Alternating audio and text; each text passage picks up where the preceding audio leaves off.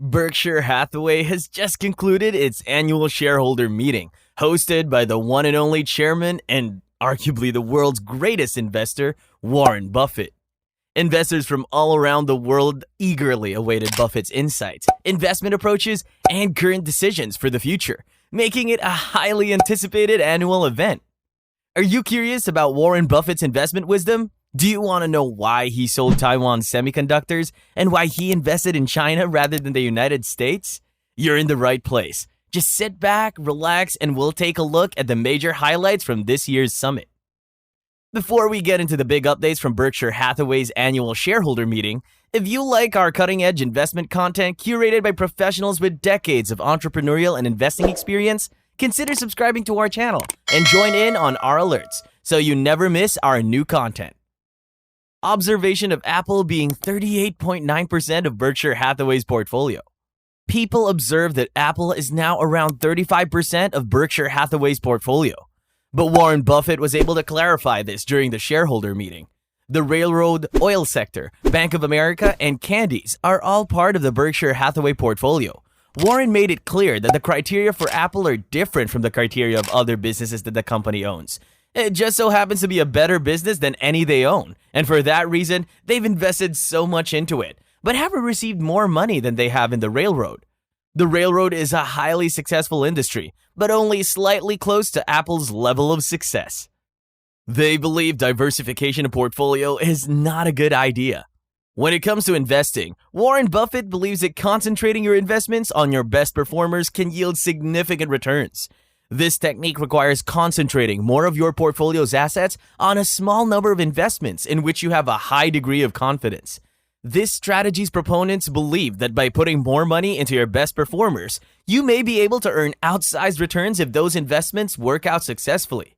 They believe that a concentrated portfolio enables you to more easily examine your assets closely and have a deeper understanding of each of them, aiding in better decisions and higher profits from your strongest performers.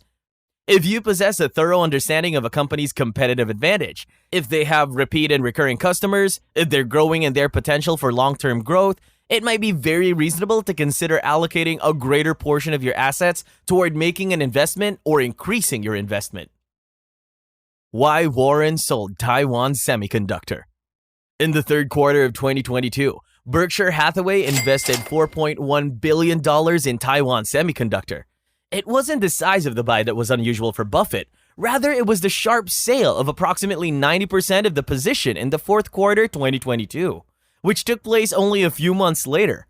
Most of Buffett's $110 billion fortune was amassed by adopting an exceptionally long-term outlook on equities and holding on to certain businesses for decades. In a Berkshire Hathaway shareholder meeting, Warren Buffett shared why he sold Taiwan Semiconductor. And this was because of the escalating geopolitical tensions between China and Taiwan, were a consideration in its quick selling of the biggest chipmaker in the world. Furthermore, Buffett doesn't think it's worth the effort to deal with the tensions that have been escalating over the past years, as more U.S. political figures visit the island and meet with its leaders in a show of support. According to Buffett, Taiwan Semiconductor is a well-run business, but Berkshire Hathaway has more interesting opportunities for their money, he claimed. Why he chooses to invest in China over the United States. There's been some tension in the economic relationship between the United States and China. I think that tension is wrongly created by both sides. And I think we're equally guilty of being stupid. If there's one thing we should do, it's to get along with China. And we should have a lot of free trade with China as it's in our mutual interest, Warren Buffett. Over the past few decades, China's economy has expanded quickly, making it the second largest economy in the world. Its sizable population and growing middle class make it a substantial market opportunity. An increasing number of cutting-edge businesses and developing industries are based in China. Several policies and reforms have been put into place by the Chinese government to lure international investment and foster economic expansion. These regulations could provide advantageous conditions for investors. Warren Buffett, known for his long-term investment strategy, concentrates on companies with resilient competitive advantages and rock-solid fundamentals. Buffett's long-term investment ethos may be compatible with China's economic growth trajectory and its status as a global economic powerhouse. Warren Buffett's opinion of Elon Musk. Elon Musk has overworked and overestimated himself for years, and he likes taking on the impossible job and doing it. But we're different. Warren and I are looking for the easy jobs that we can identify. Charlie Munger. Elon Musk and Warren Buffett take uniquely different and distinct tactics and adhere to various investment, business, and financial philosophies. Buffett has succeeded and earned a reputation as a value investor that prioritizes long-term investments in well-established companies with strong competitive advantages.